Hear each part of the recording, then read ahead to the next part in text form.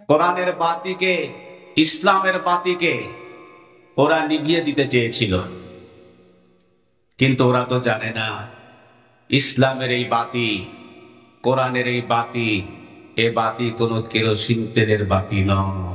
ঠিক কিনা? যে বাতি ফু দিলে নিভে যাবে,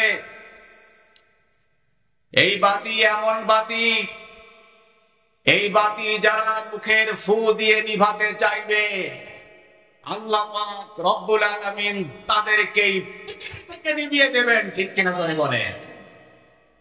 আল্লাহ পাক নিভিয়ে দিয়েছেন নমরুদকে, নিভিয়ে দিয়েছেন ফেরাউনকে, নিভিয়ে দিয়েছেন আবু লাহাব, আবু জাহেল, উতবা, সাইবাকে।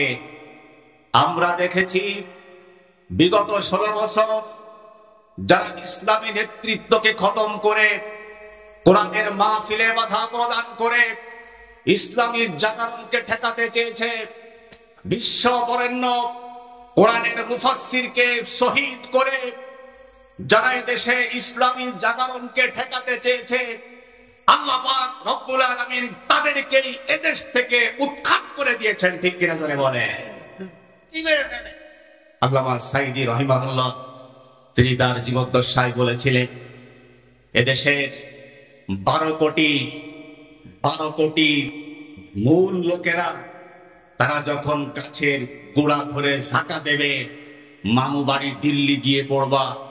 আল্লাহ পাক রব্বুল আলামিন তার এই কথাগুলো এমন অক্ষরে অক্ষরে আল্লাহ পাক রব্বুল আলামিন বাস্তবায়ন করেছেন। এদেশের দেশ প্রিয়, এদেশের ইসলাম প্রিয়, এদেশের কলিজার টুকরা সন্তানেরা তারা গাছের নাড়া ঝাঁকা দিয়েছে, গাছের গোড়া ঝাঁকা দিয়েছে, মামু বাড়ি দিল্লি গিয়ে পড়েছে। ঠিক কিনা জোরে বলে? সম্মানিত হাজিরিন, সুতরাং আমাদের ইসলাম বিদ্বেষীদের শেষ পরিণাম বুঝাতে আমাদের আজ আর আবু জাহেল, আবু লাহাব, উতবা, সাইবা, ফিরাউন, নমরুদ পর্যন্ত যাওয়া লাগে না। ঠিক কিনা বলো? এরপরেও যারা শিক্ষা নেবে না, এরপরেও যারা কোরআনের বিরোধিতা করবে, এরপরেও যারা ইসলামের বিরোধিতা করবে, ওদের স্থান যে কোথায় হবে আল্লাহ তাআলা এই যে আমাদের স্বাধীনতার পর 53 বছরে এমন কোন ইতিহাস নাই যে দেশের প্রধানমন্ত্রী থেকে শুরু করে সবগুলি গোষ্ঠী শুদ্ধ এমপি মন্ত্রী এমনকি মসজিদের ইমাম পর্যন্ত পালাতে বাধ্য হয়েছে। ঠিক কিনা জোরে বলেন? ওই ফ্যাসিস্ট সরকারের দোষক ইমাম বাইতুল মুকাররমের তারাও কিন্তু পালাতে বাধ্য হয়েছে। এমন কোন ইতিহাস নাই যে সরকার পালিয়েছে সেই সাথে ইমামও পালিয়েছে। আল্লাহ পাক রব্বুল আলামিন দেখিয়েছেন যে আমি আল্লাহ তাআলা পারি। ঠিক কিনা বলেন? পারেন কে? আরো জোরে বলেন, পারেন কে? সেই আল্লাহর উপরে আমাদের আস্থা বিশ্বাস আছে না নাই? আরো জোরে কোন আছে না নাই? সেই মহান রব আমাদের জন্য সুন্দর পরিবেশ তৈরি করে দিলেন। তিনি আমাদেরকে ভালো রেখে, সুস্থ রেখে আজকের এই মহা আয়োজনে উপস্থিত হওয়ার তৌফিক দিলেন। সেই মহামনিবের দরবারে অন্তরে অন্তঃস্থল থেকে আমরা সবটুকু আবেগ উজাড় করে সমস্বরে সকলে বলছি আলহামদুলিল্লাহ।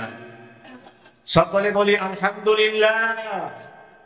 রব্বানা ওয়া লাকাল হামদ হামদান কাসীরান তাইয়িবান।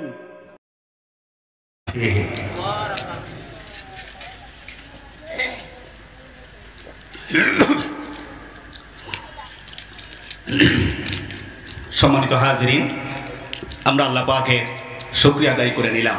দুরূদ ও সালাম পেশ করছি মানবতার মুক্তির দিশারি বিশ্বনবী, বিশ্বনেতা মুহাম্মদুর রাসূলুল্লাহ। সকলে বলি সাল্লাল্লাহু আলাইহি ওয়াসাল্লাম, সাল্লাল্লাহু আলাইহি ওয়াসাল্লাম। রাসূল পাক সাল্লাল্লাহু আলাইহি ওয়াসাল্লামের উপরে পঠিত যত দুরূদ আছে তার মধ্যে সবথেকে সংক্ষিপ্ত এবং সহজ দুরূদ হচ্ছে সাল্লাল্লাহু আলাইহি ওয়াসাল্লাম। বলুন সবাই সাল্লাল্লাহু আলাইহি ওয়াসাল্লাম। সম্মানিত হাজিরিন, আজকে আমার এই মাহফিলের দৃশ্য দেখে এত ভালো লেগেছে, সত্যিকারে আমার মনে হচ্ছে যে এই এলাকার আলেম ওলামা, এই এলাকার মুরব্বী গুণীজন যে স্বপ্ন দেখছিলেন দীর্ঘদিন থেকে এলাকার যুবকদেরকে তারা যেভাবে দেখতে চান, আমার মনে হচ্ছে আল্লাহ পাক রব্বুল আলামিন এলাকার মুরব্বী, আলেম, ওলামা, গুণীজনদের মনের সেই আশা আল্লাহ তাআলা পূরণ করতে যাচ্ছেন। আমরা বলি আমিন, আরো জোরে বলি আমিন। আমি আজকে যখন এখানে এসেছি, যুবকদের ঢল দেখে আমার এত ভালো লেগেছে। ঈদের সময়ও যাদের সাথে এভাবে দেখা সাক্ষাৎ হয় না, যে সকল যুবকেরা আজকে গান বাদ্য আর ওই ক্যারাম বোর্ডের আড্ডায় থাকার কথা ছিল, যারা বিভিন্ন ধরনের অপসংস্কৃতি, যারা যাত্রা পালা নিয়ে ব্যস্ত থাকার কথা ছিল, সেই যুবকদের উদ্যোগে আজকে মাহফিল হতে শুরু করেছে এবং তাদের এই স্বতঃস্ফূর্ত অংশগ্রহণ আলহামদুলিল্লাহ আল্লাহ তাআলা ভবনার যুব সমাজকে আল্লাহ পাক রব্বুল আলামিন কবুল করেন। আমরা বলি আমিন, আরো জোরে বলি আমিন। এই আয়োজনে যুব সমাজ যারা শ্রম দিয়েছে, আপনারা যারা সহযোগিতা করেছেন, যারা মাহফিল শুনতে এসেছেন, আমাদের প্রত্যেকের জন্য আল্লাহ তাআলা এই মাহফিলকে কিয়ামতের ময়দানে কঠিন মুসিবতের সময় আল্লাহ তাআলা নাজাতের জরিয়া বানিয়ে দেন। আমরা বলি আমিন। সম্মানিত হাজিরিন, আমি আজকে আপনাদের সামনে যে বিষয়ে কথা বলার ইচ্ছা করেছি তা হচ্ছে সামাজিক অবক্ষয় রোধে আমাদের করণীয় কি। বিষয়টা খুবই গুরুত্বপূর্ণ এবং সময় সাপেক্ষ, কিন্তু আমি যেহেতু আমাদের মাঝে আজকে বাইরে থেকে বরেণ্য আলোচক বৃন্দ এসেছেন, ঠিক কিনা বলেন, আমরা আজকে তাদেরকে প্রাধান্য দেব। আমি নির্দিষ্ট সময়ের মধ্যে যতটুকু আলোচনা করতে পারি আমরা যেন প্রত্যেকেই আমলের নিয়াতে বলতে পারি এবং শুনতে পারি, আল্লাহ পাক সেই তৌফিক দেন। আমরা বলি আমিন, আরো জোরে বলি আমিন। সম্মানিত হাজিরিন, সামাজিক অবক্ষয় দিন দিন বাড়ছে, দিন দিন বাড়ছে, ঠিক কিনা বলুন। সামাজিক অবক্ষয় বলতে আমি আপনাদের বোঝাচ্ছি সমাজে হত্যা, ধর্ষণ, ডাকাতি, নারী নির্যাতন, এরপরে মুরব্বীদেরকে অমান্য করা, পিতামাতার অবাধ্যতা করা, এভাবে করে সমাজের মধ্যে ইফটিজিং করা, এই ধরনের সমাজে অন্যায়, অনাচার, অবিচার যেগুলো, এটাকেই আমি বুঝাচ্ছি সামাজিক অবক্ষয় বলে।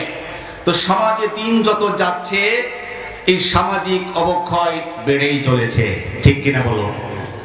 পেপার পত্রিকা খুললে অন্যান্য সংবাদের তুলনায় হত্যা, ধর্ষণ, এরপরে ডাকাতি, নারী নির্যাতনের সংবাদ আমরা বেশি দেখতে পাই, ঠিক কিনা বলেন।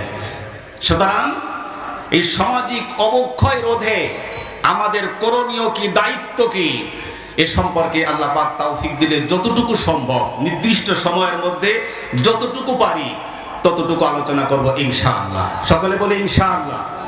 সম্মানিত এলাকাবাসী, আমি তো আপনাদেরই সন্তান আর আপনাদের মাঝেই আমি আলোচনা করছি, সুতরাং আমার ভাষা বুঝতে আপনাদের কোনো কষ্ট হওয়ার কথা না, ঠিক কিনা বলে। আল্লাহ পাক রব্বুল আলামিন কোরআনুল কারীমের সূরাতুল মাইদা, এই সূরাতুল মাইদার 90 এবং 91 নম্বর আয়াত, আমি দুটি আয়াত আপনাদের সামনে তেলাওয়াত করেছি।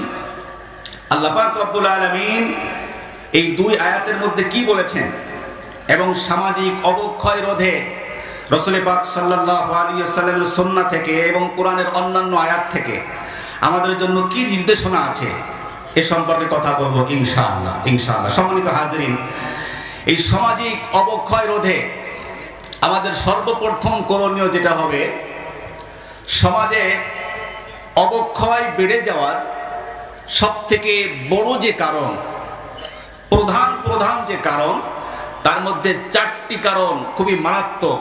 প্রধান কারণ বলা যায়, অনেকগুলি কারণে আমাদের এই সমাজে অন্যায়, অবিচার, অনাচার চলছে। তার মধ্যে প্রধান আমি মাত্র 4টা কারণ বলবো। কয়টা? 4টা। কারণ যদি এই 4টা কারণ আমরা বুঝতে পারি এবং এই 4টা কারণকে যদি আমরা এর প্রতিকার যদি আমরা সলভ করতে পারি, তাহলে আশা করা যায় আপনার আমার সমাজ থেকে অবক্ষয় দূর হয়ে যাবে। সম্মানিত হাজিরিন, তো সামাজিক অবক্ষয়ের সর্বপ্রথম যে কারণ, আমি 1 নম্বর যে কারণ দেখেছি সেটা হচ্ছে সামাজিক অবক্ষয়ের সবথেকে বড় একটি কারণ হচ্ছে নৈতিক শিক্ষার অভাব। কিসের অভাব? নৈতিক শিক্ষার অভাব। নৈতিক শিক্ষা বলতে আমি আপনাদেরকে ধর্মীয় শিক্ষা বোঝাচ্ছি, কারণ ধর্মীয় শিক্ষাই একমাত্র মানুষকে নৈতিকতা শেখায়, ঠিক কিনা বলেন? ধর্মীয় শিক্ষায় মানুষকে নৈতিকতা শেখায়। আমাদের সমাজে এই ধর্মীয় শিক্ষার অভাবে, নৈতিকতার অভাবে আমাদের সমাজে দিন দিন অবক্ষয় বেড়ে যাচ্ছে। সুতরাং 1 নম্বর কাজ হচ্ছে, সমাজ থেকে যদি অবক্ষয় দূর করতে হয়, অন্যায় অনাচার অবিচার, নারী নির্যাতন জুলুম শোষণ দূর করতে হয়, তাহলে এই ধর্মীয় শিক্ষাকে, নীতি নৈতিকতা শিক্ষাকে বাধ্যতামূলক করতে হবে। কি করতে হবে? বাধ্যতামূলক করতে হবে। বাধ্যতামূলক কে করবে? সাধারণত সমাজে আমরা শিক্ষা গ্রহণ করে থাকি 2 জায়গা থেকে। একটা হচ্ছে পরিবার থেকে, পারিবারিক শিক্ষা, আর একটা হচ্ছে প্রাতিষ্ঠানিক শিক্ষা, প্রতিষ্ঠান থেকে। প্রতিষ্ঠানগুলিতে বিগত 16 বছরে আমাদের শিক্ষা সিলেবাস থেকে ধর্মীয় শিক্ষাকে একেবারে মুছে দেওয়া হয়েছে, ঠিক কিনা জোরে বলেন? ধর্মীয় শিক্ষাকে আমাদের শিক্ষা সিলেবাস থেকে একেবারে নাই করে দেওয়া হয়েছে। এমনকি ইউনিভার্সিটির লোগো, ইউনিভার্সিটির এই লোগোতে রব্বি জিদনি ইলমা, হে প্রভু জ্ঞান দাও, আরবিতে নয় বাংলায়, হে প্রভু আমার জ্ঞানকে বৃদ্ধি করে দাও। এটাকে বাউবি, বাংলাদেশ উন্মুক্ত বিশ্ববিদ্যালয়, এই লোগোতে ছিল হে প্রভু জ্ঞান দাও। বিগত সময়ের নাস্তিকদের ইউনিভার্সিটির লোগোতে হে প্রভু জ্ঞান দাও, এই কথাটুকুও থাকবে, তারা এটাও বরদাস্ত করে নাই, সহ্য করে নাই। ওই নাস্তিকেরা সেই লোগোকে পর্যন্ত পরিবর্তন করে ফেলেছে। ঢাকা ইউনিভার্সিটিতে মুসলমানের সন্তানেরা রমাদান মাসে কোরআন তেলাওয়াতের আয়োজন করেছে। এই কোরআন তেলাওয়াতের আয়োজন কেন করা হলো? এই জন্য শোকজ করা হয়েছে, জবাবদিহি করতে বলা হয়েছে। 92% মুসলমানের দেশে মুসলমানেরা কোরআন শরীফ তেলাওয়াত করতে পারবে না। ইউনিভার্সিটিতে লোগোতে পর্যন্ত ইসলামের কোনো কিছুই থাকবে না, এমন ষড়যন্ত্র করা হয়েছে। ওরা মনে করেছিল এভাবে যদি আমরা শিক্ষা সিলেবাস থেকে, রাষ্ট্রের সকল সেক্টর থেকে ইসলামকে মুছে দিতে পারি, তাহলে হয়তো আমরা ইসলামকে নিভায় দিতে পারবো, ঠিক কিনা বলেন? কিন্তু ওরা পেরেছে? ওরা পেরেছে? ওরা ইসলামকে নিভাতে গিয়ে, ইসলাম পন্থীদেরকে ঠেকাতে গিয়ে নিজেরাই চিরতরে নিভিয়ে গিয়েছে, ঠিক কিনা ধরে বলে। এখন ওই দিল্লি বসে বসে খোসা মারে, বুবু বসে নেই, ওখানে থেকেই মাঝে মাঝে এখনো বলে চট করে ঢুকে পড়বানে, ঠিক কিনা বলেন? চট করে ঢুকে পড়বানে। বাংলাদেশের সাধারণ জনগণ, আপামর জনসাধারণ, তারাও ওত পেতে বসে আছে। আপনি যখন চট করে ঢুকবেন, এরাও কট করে আপনাকে ফাঁসির কাস্টে ঝুলিয়ে দেবে, ঠিক কিনা করে বলে। রক্ত খেকো লেডি ফিরাউন আপনি, এদেশে হিংসাত্মক রাজনীতির জননী আপনি, এদেশের মানুষের, নিরীহ মানুষের, আলেম উলামার যে রক্ত আপনি ঝরিয়েছেন, আপনি আয়না ঘর তৈরি করে এদেশের আলেম উলামাদের উপরে অকথ্য নির্যাতন করেছেন। কোরআনের মুফাসসির সহ একাধিক ইসলামী নেতৃবৃন্দকে আপনি ফাঁসি দিয়ে মেরেছেন। এদেশে আপনি ঢোকা মাত্র এদেশের জনগণ আপনাকে ফাঁসির কাস্টে ঝুলিয়ে দৃষ্টান্তমূলক শাস্তি দিয়ে বিদায় করবে, ঠিক কিনা ধরে বলে। সম্মানিত হাজরিন, বলছিলাম যে নৈতিকতার অভাবে, ধর্মীয় শিক্ষার অভাবে আমাদের দেশে সামাজিক অনাচার অবিচার বাড়ছে। বিগত 16 বছরে প্রায় 17 লক্ষ হাজার কোটি টাকা, কত? 17 লক্ষ হাজার কোটি টাকা বিদেশে পাচার হয়েছে।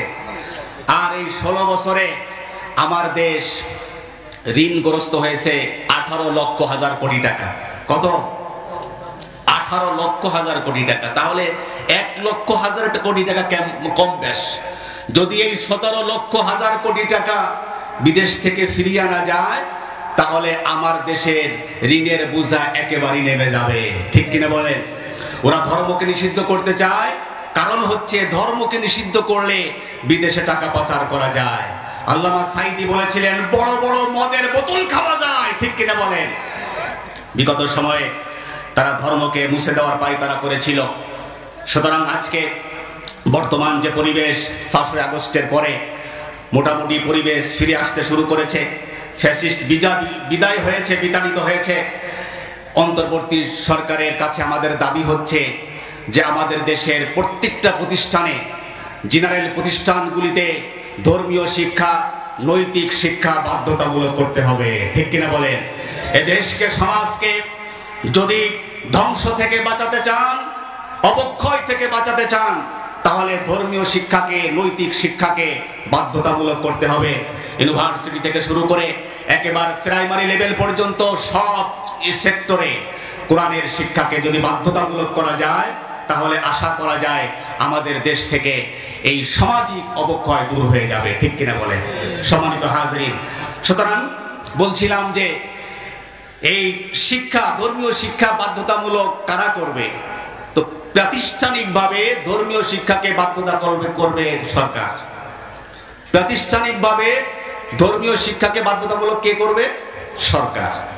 আর পারিবারিকভাবে সন্তানদের জন্য ধর্মীয় শিক্ষাকে বাধ্যতামূলক করবে মাতা পিতা। কারা করবে? এ দায়িত্ব মাতা পিতার। আল ইলমু ফিস সিগার কান্নাকশি আলাল হাজার ওয়াল ইলমু আলাল কিবার ওয়াল ইলমু ফিল কিবার কান্নাকশি আলাল মা। আরবি প্রবাদ আছে, শৈশবে যেই জিনিস মানুষকে শেখানো হয়, শৈশবকালে ছোট্টবেলায় মানুষকে যেই শিক্ষায় শিক্ষিত করা হয়, কান্নাকশি আলাল হাজারি, পাথরে অঙ্কন করলে, পাথরে খোদাই করলে সেটা যেমন অক্ষয় হয়, সেটা যেমন নষ্ট হয় না তাড়াতাড়ি, ঠিক তেমনি ভাবে শৈশবে সন্তানদেরকে যেই শিক্ষায় শিক্ষিত করা হয়, সন্তানদের মধ্যে ওইটা পাথরে অঙ্কনের মতো মজবুত হয়ে থাকে। সুবহানাল্লাহ। পক্ষান্তরে বার্ধক্য বয়সে শেখা হচ্ছে কান্নাকশি আলাল মা, পানিতে অঙ্কন করলে যেমন স্থায়িত্ব পায় না, বেশিক্ষণ থাকে না, বার্ধক্য বয়সে মানুষ যদি শেখে তাহলে এই শিক্ষাটা স্থায়িত্ব হয় না, বেশি দিন মনে রাখতে পারে না। ঠিক কিনা বলেন? এই জন্য পারিবারিকভাবে শৈশব থেকে একজন পিতা, একজন মাতা তার সন্তানকে নৈতিক শিক্ষায় শিক্ষিত করবে।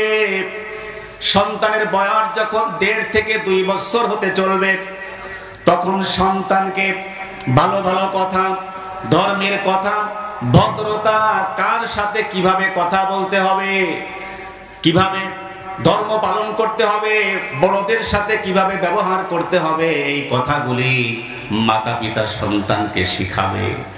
এভাবে যদি শৈশবে মাতা পিতা যদি সন্তানকে ধর্মীয় শিক্ষায় শিক্ষিত করতে পারে, তার মধ্যে যদি নৈতিকতা ঢুকিয়ে দিতে পারে, ওই সন্তানের মধ্যে পাথরে অঙ্কনের মতো কাজ করবে।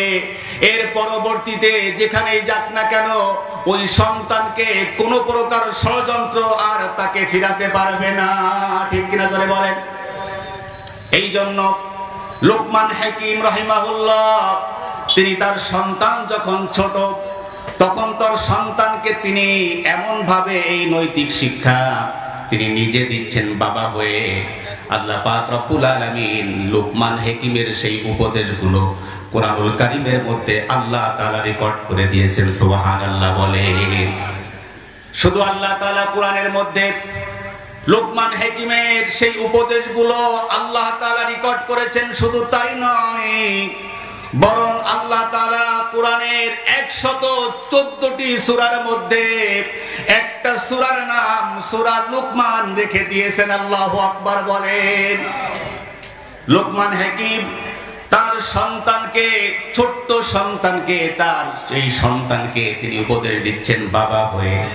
আল্লাহ পাক রব্বুল আলামিন বলেন, ওয়া ইযা ক্বালা লুকমানু লিবনিহি ওয়া হুয়া ইয়াইযুহু ইয়া বুনাইয়া লা তুশরিক বিল্লাহ ইন্নাশ শিরকা লাযুলমুন আযীম।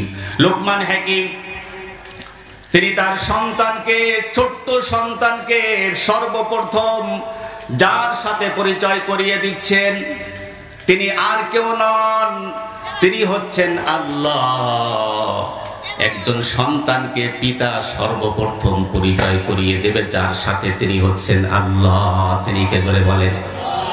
কারণ কোন পিতা যদি সন্তানকে আল্লাহর সাথে পরিচয় করিয়ে দিতে পারে, অবশ্যই আল্লাহ তাআলা ওই সন্তানকে তার পিতার সাথে পরিচয় করায় দেবে। লোকমান হাকিম তার সন্তানকে বলছেন, ইয়া বুনাইয়া লা তুশরিক বিল্লাহি ইন্নাশ শিরকা লাযুলমুন আযীম। লোকমান হাকিম বলছেন, হে আমার প্রিয়তম সন্তান, ইয়া বুনাইয়া, হে আমার কলিজার টুকরা সন্তান, লা তুশরিক বিল্লাহ, আল্লাহর সাথে কাউকে অংশীদার সাব্যস্ত করবে না, শিরিক করবে না। ইন্নাশ শিরকা লাযুলমুন আযীম, কারণ এই পৃথিবীতে যত জুলুম আছে, যত অন্যায় অবিচার আছে, তার মধ্যে সব থেকে বড় জুলুম হচ্ছে, বড় অন্যায় হচ্ছে আল্লাহর সাথে শিরিক করা। সুতরাং তুমি কখনো কোনোভাবে আল্লাহর সাথে অংশীদার সাব্যস্ত করবে না, আল্লাহর সাথে তুমি অংশীদার সাব্যস্ত করবে না। এরপরে তিনি বলছেন, ওয়ালা তুসাইর খাদ্দাকা লিন-নাসি ওয়ালা তামশি ফিল আরদি মারহা ইন্নাল্লাহা লা ইউহিব্বু কুল্লা মুখতালিন ফাখুর। লোকমান হাকিম তার সন্তানকে বলছেন, ওয়ালা তুসাইর খাদ্দাকা লিন-নাস, তুমি মানুষের সাথে কথা বলার সময় তোমার মুখকে বাঁকা করবে না, অর্থাৎ মানুষের সাথে কথা বলার সময় সুন্দরভাবে নিজেকে উপস্থাপন করবে, সুন্দরভাবে নিজেকে উপস্থাপন করবে। দেখুন আদর্শ পিতা হলে সন্তানকে কিভাবে হাতে কলমে শিক্ষা দেয়। লোকমান হাকিম বলছেন, তুমি যখন কারোর সাথে কথা বলবে তখন মুখ বাঁকা করে কথা বলবে না, সুন্দরভাবে তার সামনাসামনি নিজেকে উপস্থাপন করবে।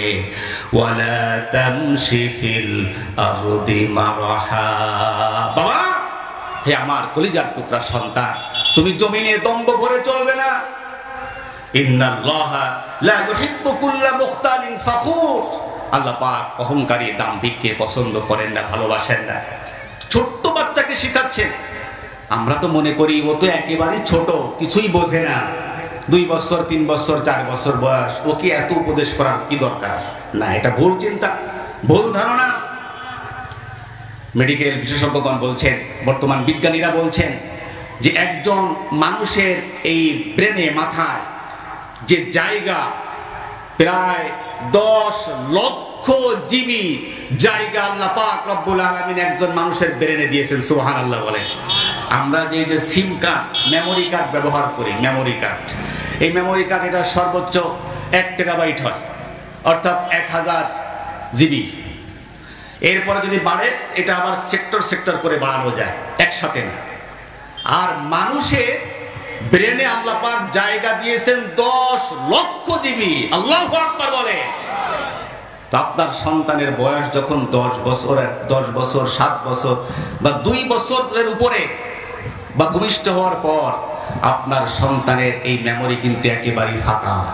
যায় চুরি করতে ওঠে, সমাজের মধ্যে অন্যায় অবিচার করে, আরেকজনের মাথায় যায় বাড়ি দেয়, এলাকার ভদ্র মানুষের পেছনে লাগে, কাজই হচ্ছে খালি ওই মানুষের পেছনে লাগা। এই যে স্বভাব, যখন সে এই স্বভাব, খারাপ স্বভাব তার মধ্যে চলে আসে, তখন তাকে বোঝালে আর কাজ হয় না, মানতে চায় না। সম্মানিত হাজিরিন, এই জন্য আল্লাহ পাক রব্বুল আলামিন কোরআনে কারীমের মধ্যে লোকমান হাকিমের সেই উপদেশগুলো আল্লাহ পাক রব্বুল আলামিন উল্লেখ করলেন।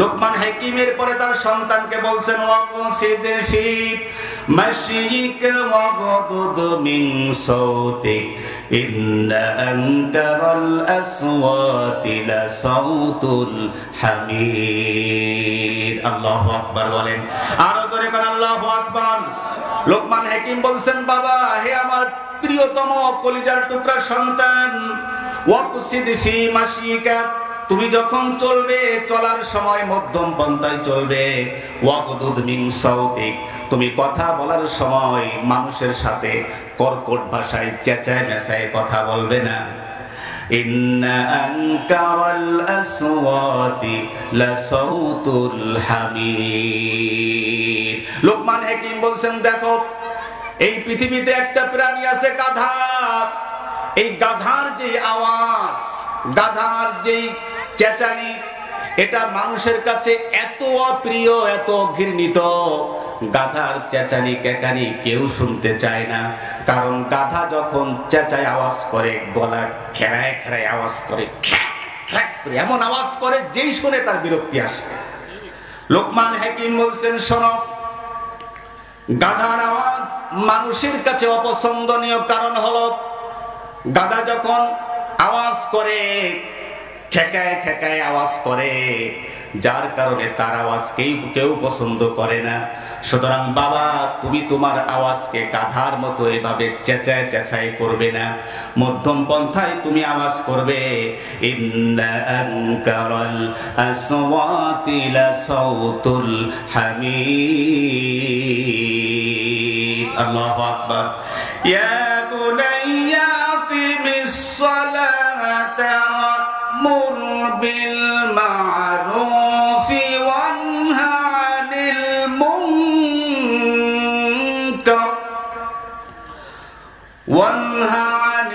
মুনকার ওয়াসবির আলা মা আসাবাক ইন্না যালিকা মিন আযমিল উমুর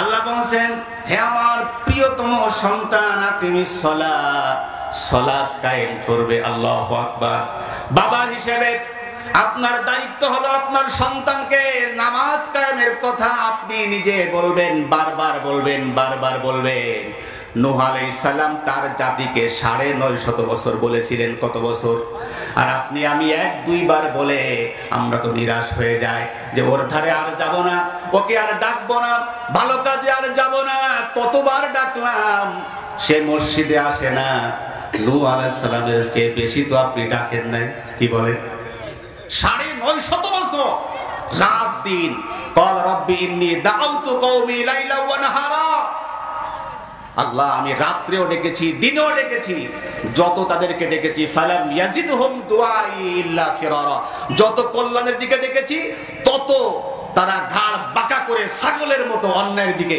তারা আগাইছে সমাজ এমন কিছু লোক আছে না নাই এখনো আছে না সব ফেরেশতা হয়ে গেছে কিয়ামত পর্যন্ত থাকবে আপনি ভালোর দিকে ডাকবেন ছাগলের মতো ঘাড় বাঁকা করে পিছনের দিকে যাবে ঠিক কিনা বলেন তাই বলে কি সত্যের আওয়াজ বন্ধ হয়ে যাবে না সত্যের আওয়াজ বন্ধ হয়ে যাবে লোকমান হাকিম বলছেন আকিমিস সালাত বাবা তুমি সালাত কায়েম করবে ওয়া'মুর বিল মা'রুফ সমাজের মানুষকে সৎ কাজের আদেশ করবে ওয়ানহা আনিল মুনকার খারাপ কাজ থেকে অন্যায় থেকে মানুষকে তুমি বারণ করবে সালাত আপনি কায়েম করেন নামাজ পড়েন হয়তো আপনার কোনো বিপদ আসবে না কিন্তু আপনি যখন দ্বিতীয় যে নির্দেশ ভালো কাজের আদেশ অসৎ কাজ থেকে মানুষকে যখন নিষেধ করবেন তখন বিপদ আসে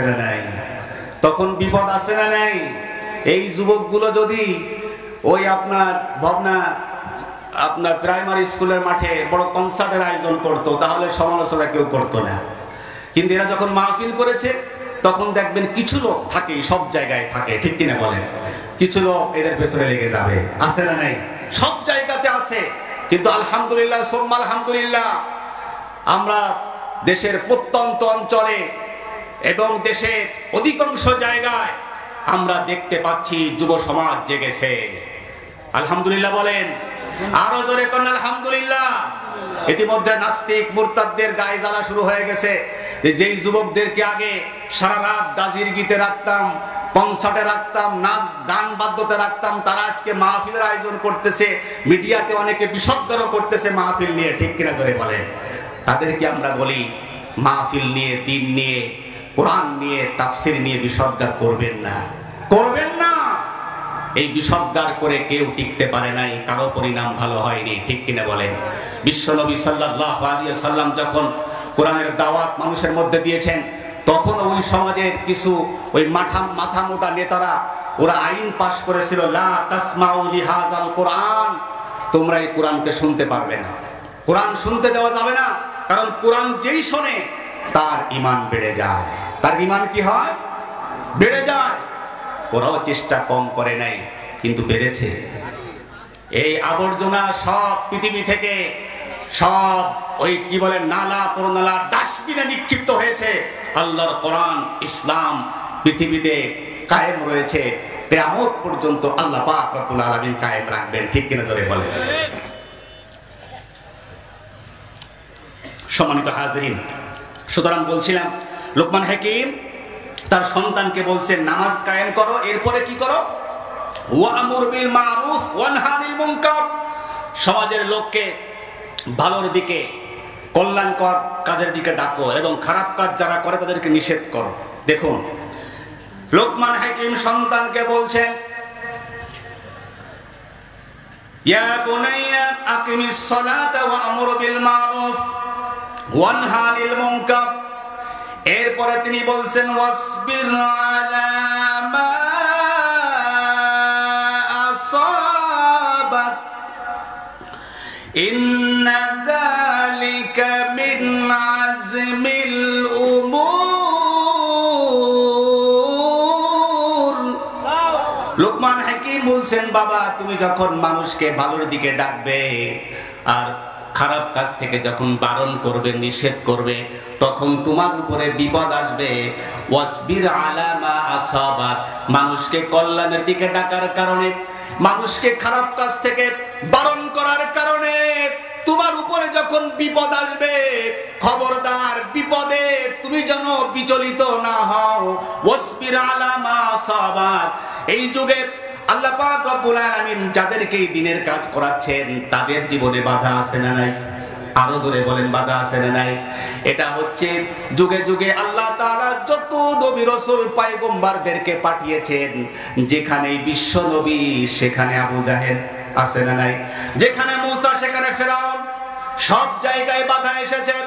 লোকমান হাকিম তার সন্তানকে বলছেন ওয়াসবির আলা মা আসাবাক।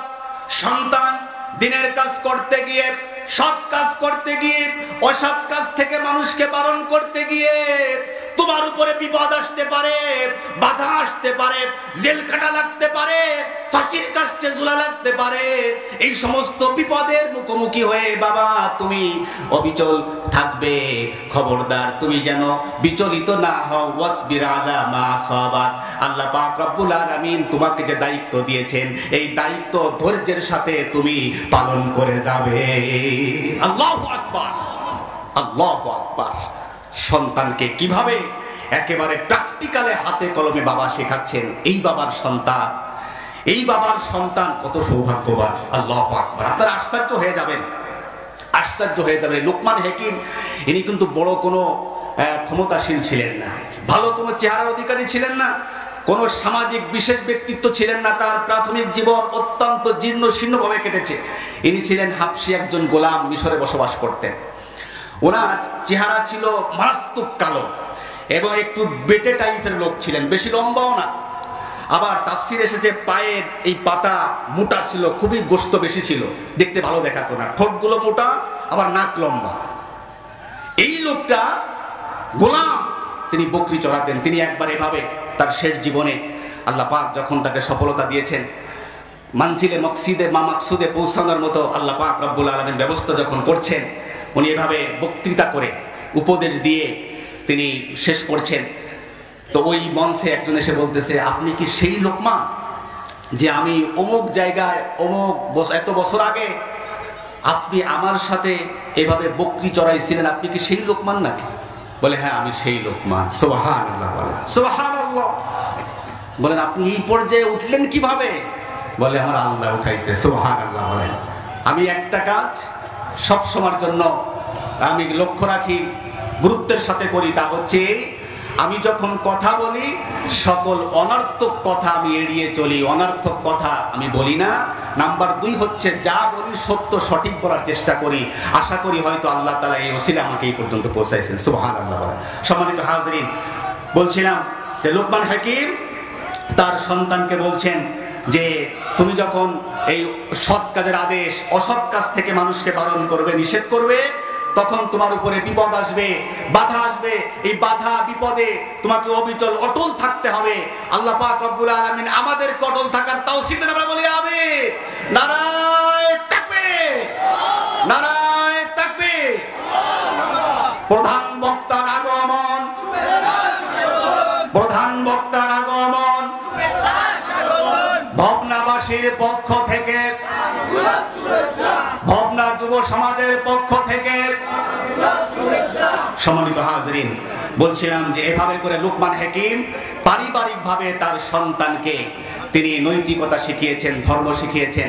তাহলে 1 নম্বর কাজ হচ্ছে যে আমাদের এই নৈতিক শিক্ষাকে, ধর্মীয় শিক্ষাকে বাধ্যতামূলক করতে হবে। প্রতিষ্ঠানের ক্ষেত্রে বাধ্যতামূলক করবে সরকার, আর পারিবারিক ক্ষেত্রে মাতা পিতার দায়িত্ব, মাতা পিতারা এই দায়িত্ব পালন করবে। পারবো না আমরা ইনশাআল্লাহ? নাম্বার 2 হচ্ছে, আমি শুধু হেডিংটা বলে দেবো, ব্যাখ্যার যেহেতু আর সুযোগ নেই, আমাদের অতিথি তিনি আমাদের মাঝে উপস্থিত হয়ে গিয়েছেন। আমি যে প্রধান 4টা কারণে সামাজিক অবক্ষয় আপনাদের সামনে 4টা বিষয় আলোচনা করতে চেয়েছিলাম, একটা বিষয় আলোচনা করেছি। নাম্বার 2 হচ্ছে এই প্রযুক্তির যথেচ্ছা ব্যবহার আমাদের সমাজে বেড়ে গেছে। ইন্টারনেট, এই ফেসবুক, এরপরে হোয়াটসঅ্যাপ, মেসেঞ্জার, এইভাবে করে আপনার মোবাইল, ল্যাপটপ, এই টিভি, সিডি আমাদের ঘরে আছে না নাই? এগুলোর ব্যবহার এত আপনার কি বলে যে আপনার নিয়ন্ত্রণহীনভাবে এই ব্যবহার শুরু হয়েছে, যে নিয়ন্ত্রণহীনভাবে এগুলো ব্যবহার হওয়ার কারণে আমাদের সমাজে অন্যায় অবিচার বেড়েই চলেছে। ঠিক কিনা বলেন? বাচ্চা, একেবারে ছোট্ট বাচ্চা, দুধের বাচ্চা, সেও মোবাইলে আসক্ত, সেও মোবাইলে আসক্ত। আবার এই মা, সেও রান্না বান্না করতেছে, তার হাতে মোবাইল, সেও মোবাইলে আসক্ত। নিজের যুবক ছেলেটা, সেও মোবাইলে আসক্ত, গেম নিয়ে ব্যস্ত, পাবজি, ফ্রি ফায়ার নিয়ে ব্যস্ত, ইউটিউব, এরপরে গুগলে চার্জ করে বিভিন্ন অশ্লীলতা নিয়ে ব্যস্ত, এভাবে পরকীয়ায় ব্যস্ত। এভাবে করে আমাদের সামাজিক অবক্ষয় দিন দিন বেড়ে চলেছে। পারিবারিক অবক্ষয়, পরিবারের মধ্যে অশান্তি শুরু হয়ে গেছে, স্বামী স্ত্রীর মধ্যে বিচ্ছেদ শুরু হয়ে গেছে। এভাবে করে এই প্রযুক্তির যথেচ্ছা ব্যবহার যদি আমরা নিয়ন্ত্রণ করতে পারি, মোবাইল আমাদের প্রয়োজন আছে তাই বলে রাত দিন 24 ঘন্টা মোবাইল নিয়ে আপনি পড়ে থাকবেন, হতে পারে না।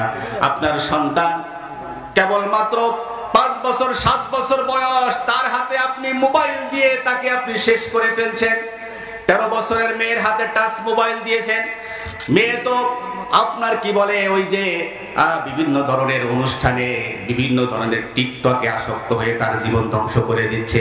এই জন্য নাম্বার 2 হচ্ছে প্রযুক্তির যথেচ্ছা ব্যবহার নিয়ন্ত্রণ করতে হবে।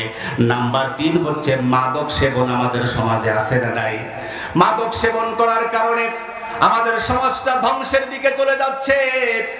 বাবাকে সন্তান অপমান অপদস্থ করছে, বাবার গায়ে পর্যন্ত হাত তোলে। মাদকের যখন সংকট পড়ে যায়, মাদকের অর্থের জন্য মাকে চার্জ করে, মায়ের গায়ে হাত তোলে, এমনও কুলাঙ্গার সন্তান আছে না নাই? এই মাদক দ্রব্য বেড়ে যাওয়ার কারণে সামাজিক অবক্ষয় বেড়ে যাচ্ছে।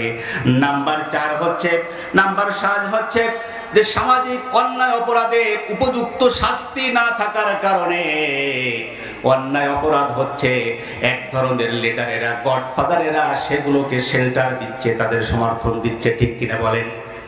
ন্যায় বিচার না থাকার কারণে, অন্যায়ের সঠিক বিচার যদি থাকতো, কোরআনের বিচার যদি থাকতো, তাহলে এই সমাজে কোনো প্রকার অন্যায় অবিচার আর দুর্নীতি থাকতো না। ঠিক কিনা জোরে বলেন?